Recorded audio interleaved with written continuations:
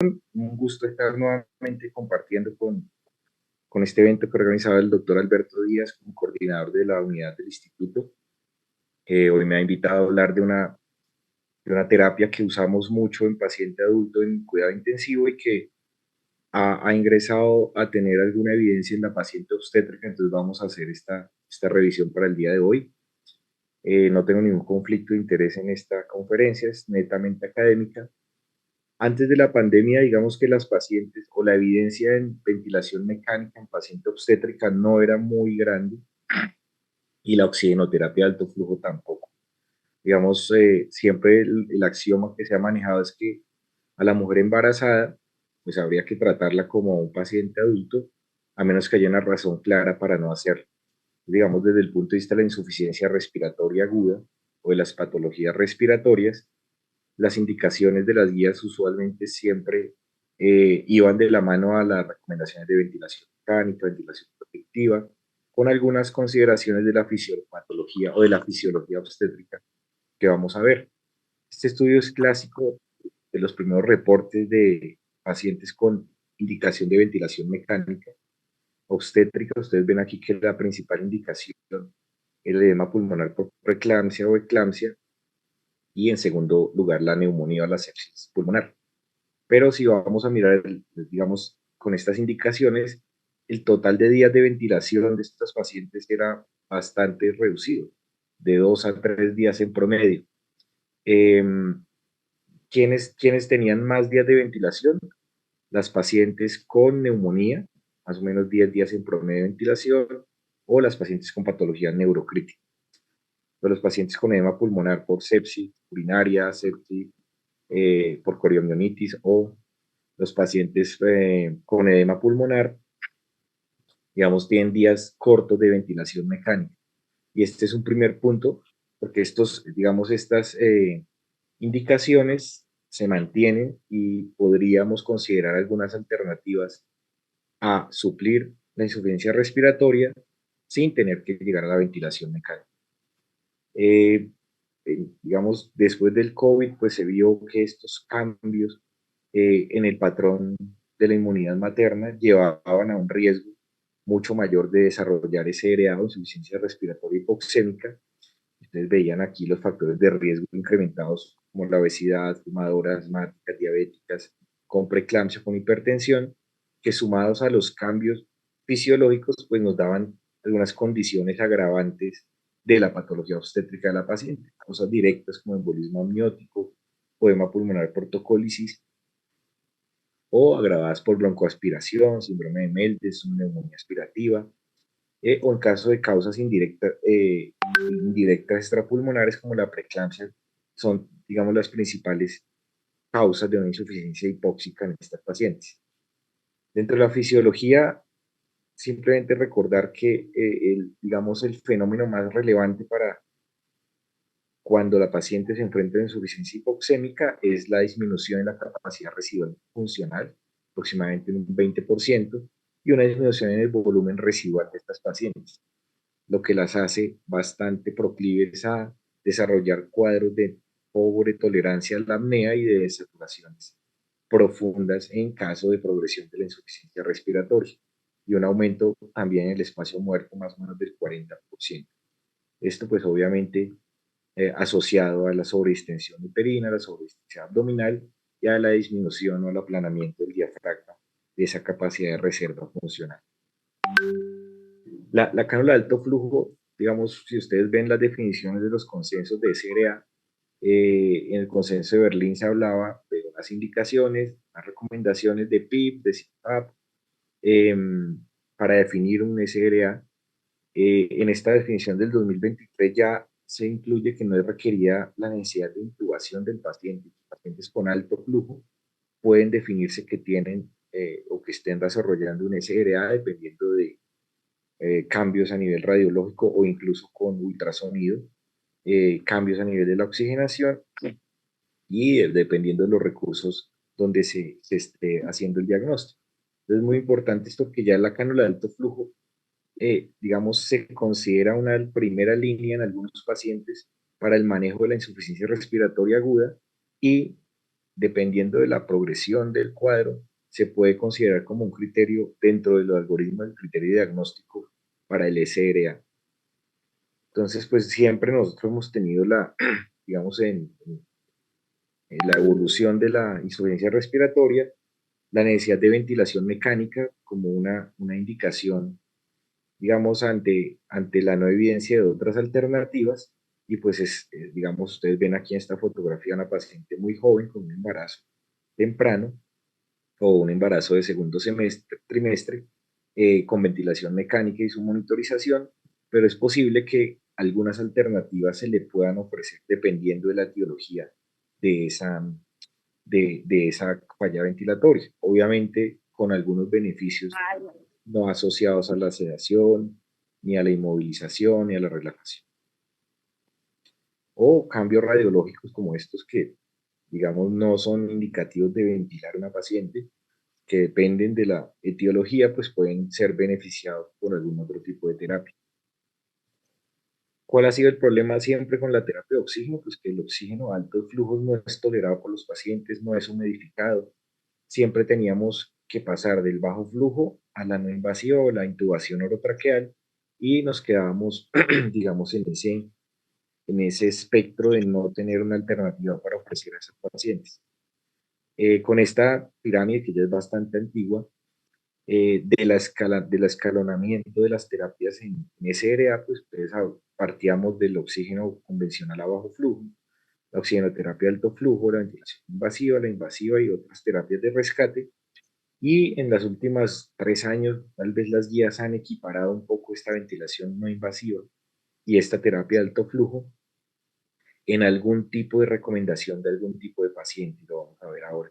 Entonces, digamos, ya se recomienda para pacientes con insuficiencia no debida de edema pulmonar ni hipercapnia por crisis de POC, el uso de alto flujo superior o en forma superior al oxígeno convencional, siempre con la indicación de reducir el riesgo de intubación. ¿No? Esta terapia no se debe, o no se debe pensar como que baja la mortalidad, simplemente es una terapia para reducir la posibilidad de la necesidad de escalonamiento en las estrategias de soporte de oxigenación y de ventilación.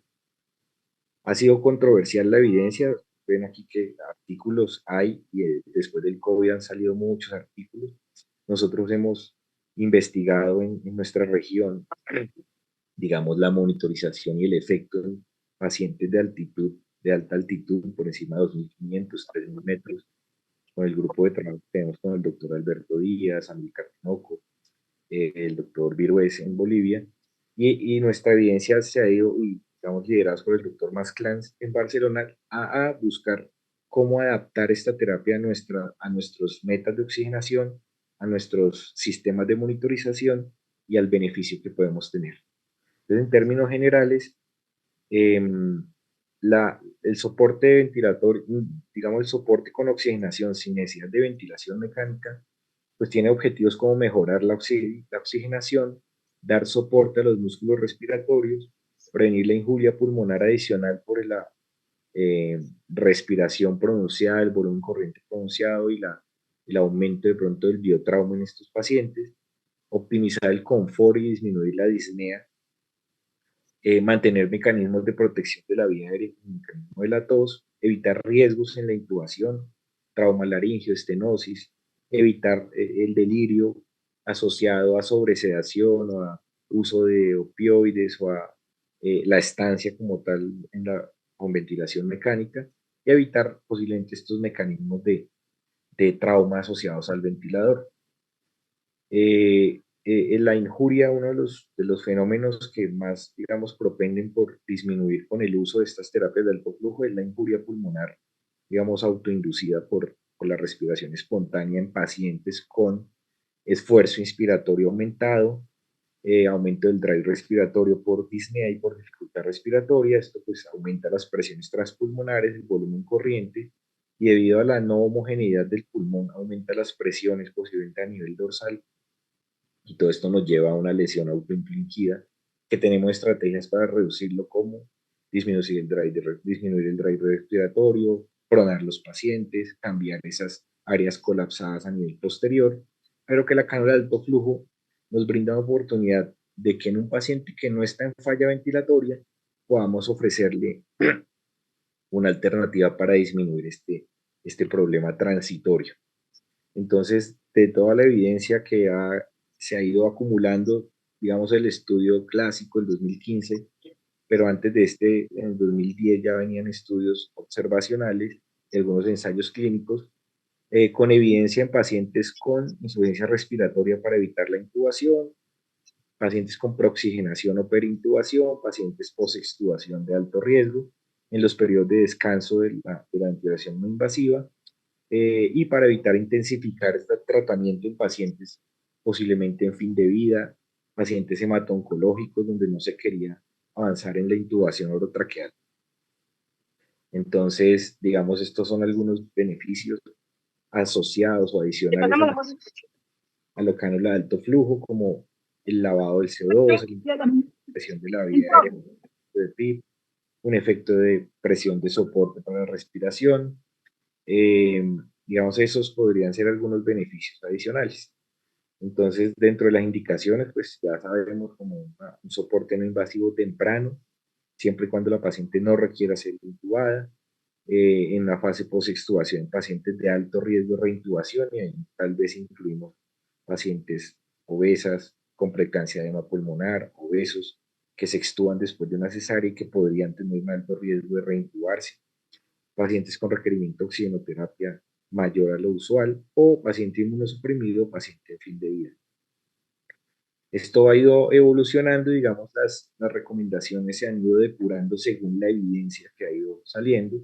Entonces, en la insuficiencia hipóxica, en la prooxigenación o en el periodo post-extubación, y las guías del 2020 que nos dan ya las recomendaciones con evidencia fuerte, las guías europeas, como una recomendación fuerte en pacientes con hipoxemia, inclusive en algunos casos como una primera línea de manejo en caso de que no esté con falla ventilatoria, una evidencia moderada, condicionada en un paciente posextuado, en pacientes con alto riesgo, obesos o con cirugía cardiotorácica en el periodo posoperatorio, y en paciente en perintubación o en prooxigenación, digamos, en términos generales no recomiendan, o esta guía no recomiendan que se use la terapia de alto flujo para prooxigenar versus la máscara convencional.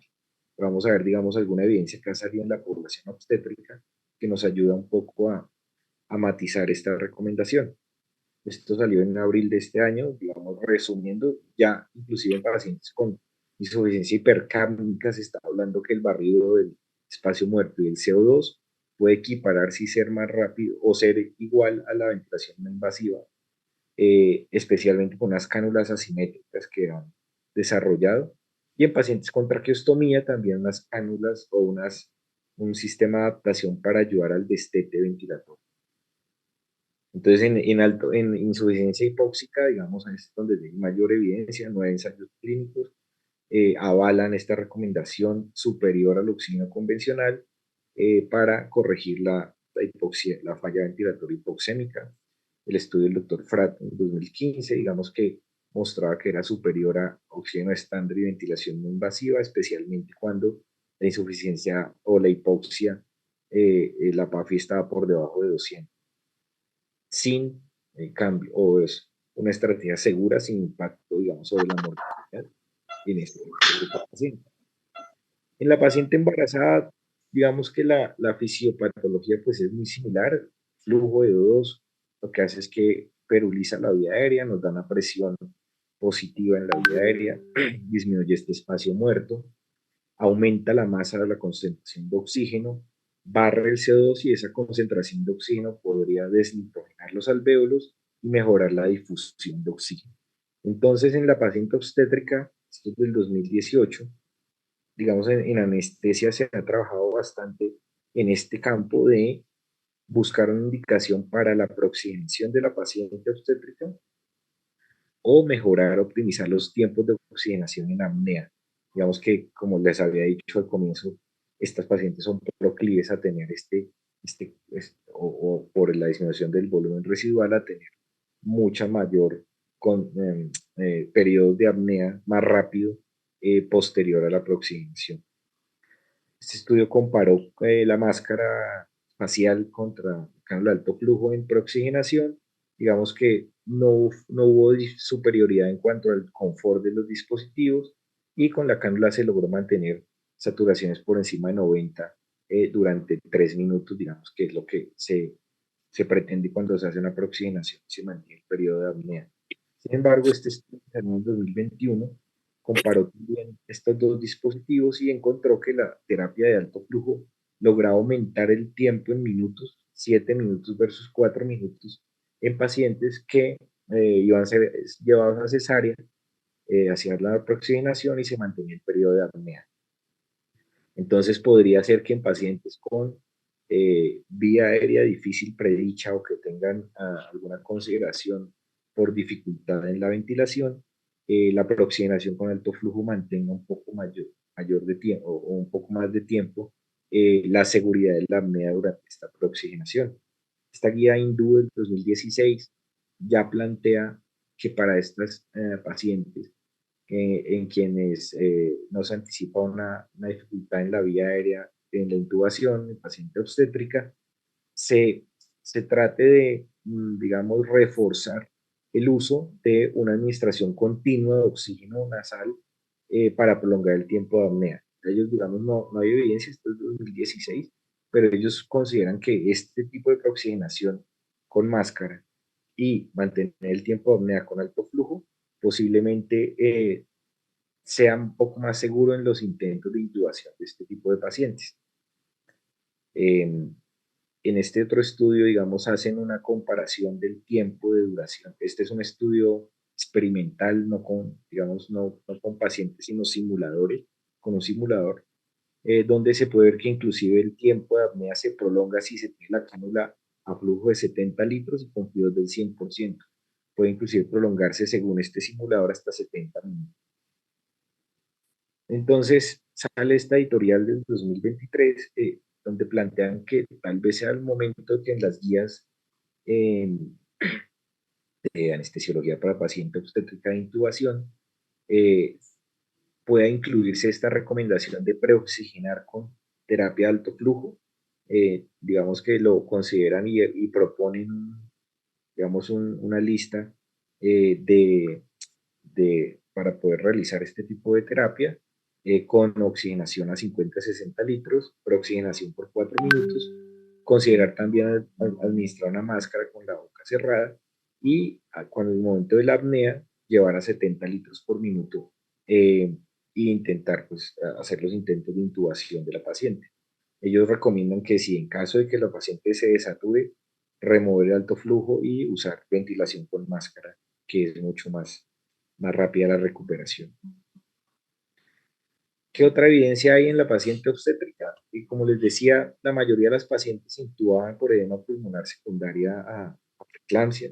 Pues aquí hay reportes de casos de pacientes, en este caso una paciente con edema pulmonar post-cesárea, que no se hace lo clásico, que es llevarla intubada a la UCI, mantenerla intubada 2 o 3 días mientras se logra, digamos, corregir la disfunción endotelial, llevar a un balance negativo, usar tal vez diuréticos y disminuir el edema pulmonar, sino que aquí se pasa de una vez a cánula de alto flujo y ustedes ven cómo la PA2 después de el primero, segundo y tercer día se mantiene con valores bastante adecuados y con corrección de los síntomas. Estos reportes, digamos, ya nos muestran esta alternativa para pacientes que tengan edad pulmonar, se llevan con preeclampsia, se desembarazan, pero que no requieren, digamos, ventilación mecánica. Este estudio también del 2018 nos muestra, nos muestra cómo los pacientes con Venturi, digamos, no corrigen las dos cosas que hace el alto flujo, que es disminuir la polimnia y mejorar la oxigenación. Con ventilación no invasiva se pasó esta paciente, corrigió un poco, pero donde se tuvo un gran descenso en la frecuencia respiratoria y una mejoría notable en la saturación de oxígeno fue cuando se empezó a usar alto flujo a 30 litros con ácidos del 53%.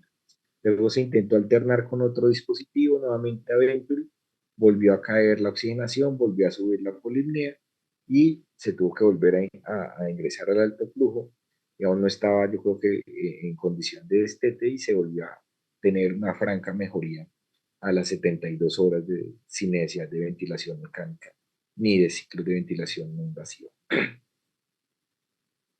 En COVID, esta guía que, digamos, se ha escrito, pero se publicó hasta el 2023, o sea, junio del 2023, recomendaciones de manejo de la hipoxemia en COVID en la embarazada, pues se hablaba del esquema que es muy similar al del adulto, pues se extrapoló del adulto de mantener saturaciones por encima de 95, frecuencia respiratoria por encima de 30, si en caso de que no mejore, digamos, si se tiene mejoría con esto, pues no avanzar más, si no se tiene mejoría, pronar el paciente, usar sistemas de Venturi mayor y si no hay mejoría, usar ventilación no invasiva y terapia de alto flujo como segunda elección antes de intentar llevar a ventilación mecánica.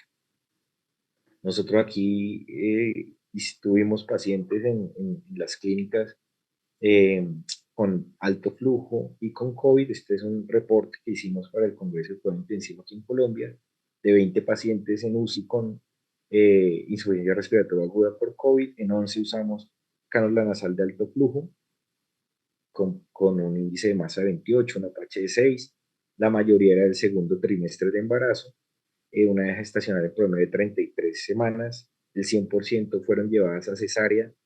Y los parámetros de inicio de la cánula, tenemos una PA2 de 62, polimnéicas, una frecuencia de 34, saturaciones de 90, y el índice de ROXY era bastante bajo. No logramos mejorarlo en las primeras 2 horas, 3.2, como ustedes saben, muy por debajo de 4.8 del índice de ROCA, del estudio de ROCA.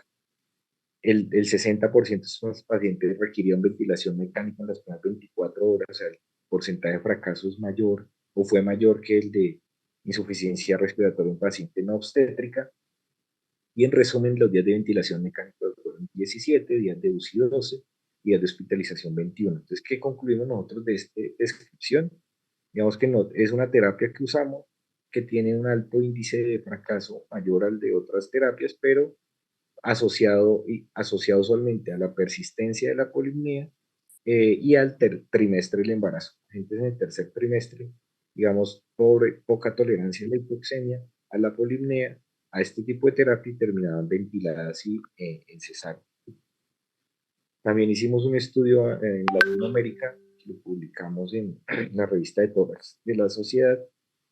Fueron 40 pacientes en total, con 6 mortalidades. Vean que el 10% de los pacientes ingresaron en ventilación, pero 9 ingresaron en cánula de alto flujo. Esto se hizo en Colombia, Perú, Bolivia, eh, y nos demostró que, digamos, era una opción para el ingreso de los pacientes. 3 de estas ingresaron en alto flujo y luego se pasaron a ventilación mecánica. Y el porcentaje de fracaso, digamos, de estas pacientes fue menor, pues más o menos del 40% de las que tuvimos que ventilar, también asociado al trimestre del embarazo en el que estaba. Y este último estudio es grande, salió publicado este año de un grupo argentino, en el CHES, 90 pacientes con soporte ventilatorio durante la pandemia. Interesante el porcentaje de terapia de alto flujo, que es la barra morada. El 39% al ingreso se usó alto flujo, 31% máscara de no reinhalación, 22% ventilación mecánica y 2% ventilación no invasiva. El porcentaje de sobrevida de estos pacientes con alto flujo fue de 37% y de mortalidad del 50%. Digamos, en duración total de la ventilación en los pacientes que fracasaron fue similar, 10, 14 días. No hubo mayor diferencia entre los grupos y el porcentaje de fracaso fue similar al nuestro aquí en Colombia. 66% requirieron ventilación mecánica de las pacientes que ingresaron con alto flujo, 75% requirieron ventilación mecánica de los que estaban con máscara de no reinhalación. La mortalidad global de este grupo fue 17%, no asociado solamente a SRA, disfunción multiorgánica, falla renal, otro tipo de complicaciones. Y entre las causas de fracaso del alto flujo a la ventilación mecánica estuvo la obesidad, con un índice de masa por encima de 30, tenían más fracaso. El grado de severidad del ingreso, que es obvio, el Apache, entre 14 y 7, las que estaban más graves requerían ventilación mecánica más rápido y el porcentaje de SOFA también de 5 versus 2. Entonces, finalizando, digamos, la terapia de alto flujo es útil, se puede utilizar, pero hay que tener mucho cuidado en el momento en que se considere que se ha fracasado. Puede usarse el índice de ROC, sin embargo, no está validado para la embarazada. Como ustedes ven, los puntos de corte son muy bajos, ellas mantienen la polimnia, digamos, asociada inclusive al embarazo. Y si es claro que si no se demora en ventilar esa paciente, la mortalidad va a ser mayor. Entonces, ven aquí, intubación temprana antes de 48 horas en amarillo, en azul tardía después de 48 horas, como la mortalidad se aumenta. ¿Y cuáles variables se asocian a ese fracaso? Ausencia en la mejoría de la oxigenación. Usted tiene que subir a 100% de FIO2 y la paciente sigue desaturada, no va a mejorar. Persistencia de polimnea y asincronía torácico-abdominal. Digamos, en variables no respiratorias, la necesidad de vasopresores, la severidad de la enfermedad o el SOFA al ingreso elevado se asocian a fracaso, como lo vimos también en ese estudio argentino, un paciente obstétrico. Entonces, ¿de qué va como la decisión de personalizar al paciente? En embarazadas, pues no hay mucha evidencia, podríamos considerar como posiblemente un obeso posextubado con alto riesgo de fracaso, una materna con preeclampsia, edema pulmonar, que se estudia una cesárea, podría considerarse que tiene un alto riesgo de fracasar. Y en esos pacientes iniciar con flujos altos de 60 a 70 litros minuto. En pacientes embarazadas, digamos, de otras condiciones, podría empezarse con un flujo menos alto o en paciente hipercárnico con un flujo mucho menos alto. Pero pues es muy raro en la embarazada encontrar. Tal vez la que se asocia a broncoespasmo por asma. Y en todos los pacientes, digamos, el protocolo de disminuir el flujo después de que mejore la FIO2, mantener metas de saturación ajustadas a la altitud en la que estemos y al tipo de paciente. En el embarazo sabemos que se debe mantener una oxigenación mayor por la perfusión y la oxigenación fetal en caso de que estén embarazadas, mantener una temperatura adecuada para la tolerancia de la cánula y tal vez usar la cánula de menor tamaño. Esta es una consideración de la embarazada por la fragilidad que hay de la mucosa nasal, tienden a tener hemoptisis, entonces hay que considerar esto también cuando se usa porque podríamos tener casos de no tolerancia por, por epistaxis. Perdón. Entonces, en conclusión, la oxigenación, hay que considerar esta estrategia de oxigenación en caso de que una paciente no esté cursando con falla ventilatoria, considerarla en la paciente que está en alto flujo y que se va a intubar, mantener la preoxigenación con la cánula, digamos, no sería costo efectivo usted usar alto flujo solo para preoxigenar una cesárea y luego no seguirla usando, pero en la que está con alto flujo se podría preoxigenar y mantener una optimización de la apnea con esta terapia. Eh, si hay que intubar sin demora y esta terapia debe ser monitorizada estrictamente en la UCI. Si se va a usar el índice de ROX, esto hay que ajustarlo, no hay evidencia de cuál sería el valor adecuado para estos pacientes y desembarazar en caso de que haya indicación fetal materna o una indicación obstétrica. Bueno, muchas gracias. Estos son los hospitales donde trabajo acá en la ciudad de Bogotá, el Hospital de San José, la Clínica de los Cobos y el Centro de Tratamiento de Cáncer, con mis datos. Si hay cualquier pregunta o duda después de la sesión de inquietudes. Muchas gracias por la atención.